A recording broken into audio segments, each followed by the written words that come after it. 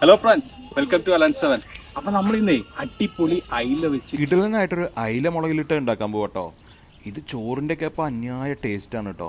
അപ്പോൾ നമുക്കിതെങ്ങനെ എളുപ്പത്തിൽ ഉണ്ടാക്കുന്നത് നോക്കാം. നമ്മളിവിടെ ഫുൾ അയില വെച്ചിട്ടാണ് കേട്ടോ കറി ഉണ്ടാക്കുന്നത്, അയില പീസാക്കുന്നില്ല. അപ്പോൾ ആദ്യം ഒരു ചട്ടിയിലോട്ട് കുറച്ച് വെളിച്ചെണ്ണ ഒഴിച്ചു കൊടുക്കാം. അത് നല്ലപോലെ തിളച്ച് വരുമ്പോൾ കുറച്ച് കടുകിട്ട് പൊട്ടിച്ചെടുക്കണേ.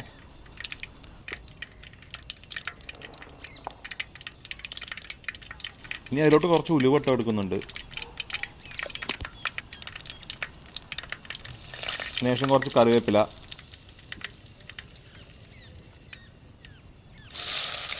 കുറച്ച് വലിയ ഉള്ളി ചെറുതായി അരിഞ്ഞത്. നമ്മളൊരു 3 വലിയ ഉള്ളി എടുത്തിട്ടുണ്ട് കേട്ടോ. അത് നല്ലപോലെ ഒന്ന് വഴറ്റിയെടുക്കണം.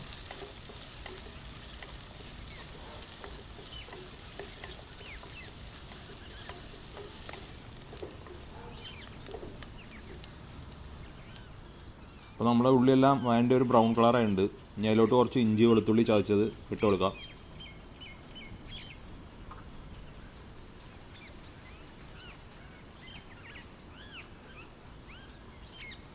അത് ഏകദേശം അതിൻ്റെ പച്ചവണം മാറുന്ന വരെ ഒന്ന് വഴറ്റിയെടുക്കാം കേട്ടോ.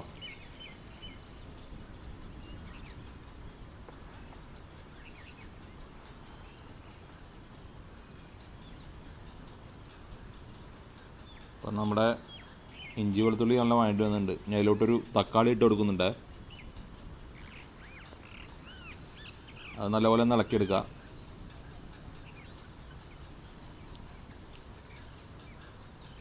അപ്പോൾ തക്കാളിയൊക്കെ നല്ലപോലെ ഉടഞ്ഞു വന്നിട്ടുണ്ട്.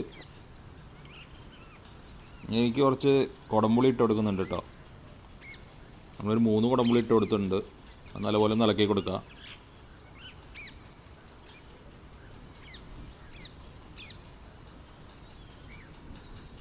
ഇനി കുറച്ച് മഞ്ഞൾപ്പൊടി,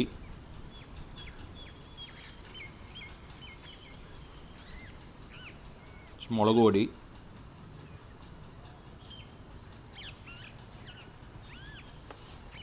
കുറച്ച് മല്ലിപ്പൊടി,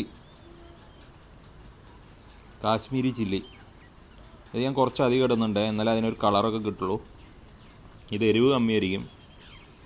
ഇത് ചെറുതായിട്ടൊന്ന് വഴറ്റി കൊടുക്കാം. ലോ ഫ്ലെയിമിലിട്ട് വേണം കേട്ടോ വഴറ്റാൻ, അല്ലെങ്കിൽ പൊടികൾ കരിയാൻ സാധ്യതയുണ്ട്.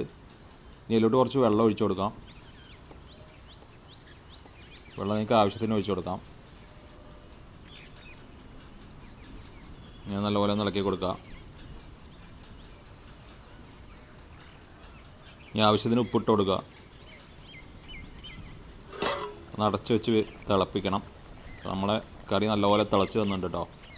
ഇനിയിലോട്ട് നമ്മൾ നേരത്തെ കഴുകി വെച്ചിരിക്കുന്ന അയിലിട്ട് കൊടുക്കണം.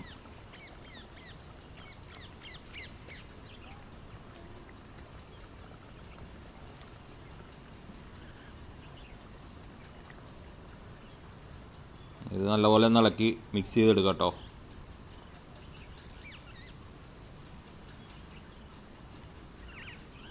നമുക്ക് വേണമെങ്കിൽ കഷ്ണം മീനൊക്കെ വെച്ച് ഇങ്ങനെ ചെയ്യാം. ചൂരയൊക്കെ പോലത്തെ മീൻ വെച്ച് ഇതേപോലെയൊക്കെ ചെയ്യാം.